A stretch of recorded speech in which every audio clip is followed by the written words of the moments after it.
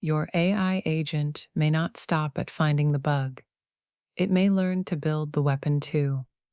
That is the uncomfortable line in today's report from the Register. AI agents are now being shown creating exploits, not just spotting vulnerabilities. And if you run software, security, or product teams, this is not a sci-fi villain story. It is a permission story. The old comfort was simple. Let AI scan code, summarize weaknesses, maybe draft a ticket. The dangerous jump is when the same system can move from diagnosis to attack construction. A vulnerability report says, here is a weak door. An exploit says, here is the shaped key, the timing, and the method to open it. Those are different objects. They deserve different rules. So picture this like a cyber courtroom. The agent can bring evidence to the bench all day. Suspicious input, broken validation, a risky dependency, a bad assumption. But before it turns that evidence into a working exploit, it needs an exploit warrant. That is the single mechanism to remember. An exploit warrant is not a PDF form. It is a control layer. It says what system is in scope, what proof is allowed, who requested it, where the output can run, how long the permission lasts, and who reviews the result before anything leaves the sandbox. Without that warrant, the agent can describe risk, but it cannot assemble the weapon. This matters because agent behavior blurs job titles. A human security researcher knows the social boundary between a report, a proof of concept, and something that could be misused. An autonomous tool may only see the next useful step.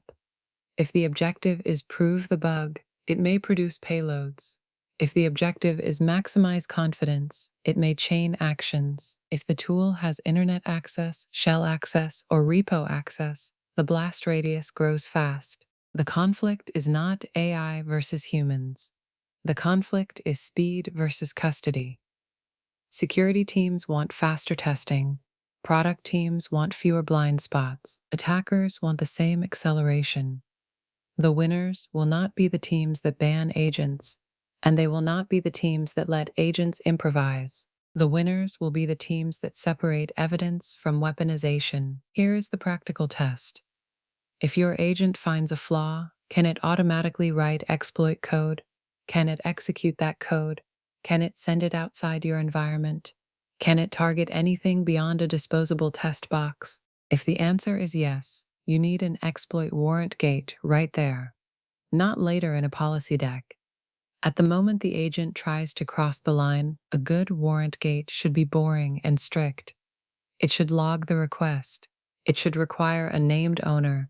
It should force a sandbox. It should redact secrets. It should block real targets by default. And it should keep the final proof attached to the ticket, not floating around in chat, email, or a random file share. That is the shift. AI security is no longer only about whether the model says something unsafe. It is about whether the workflow lets a helpful agent become an unlicensed attacker. Treat exploit creation like a courtroom action, not a casual side effect. The calm teams of the next wave will not be the ones with the flashiest agents. They will be the ones with custody, warrants, and clean lines. Build that, and you become the operator who can use powerful tools without letting them take the stand against you.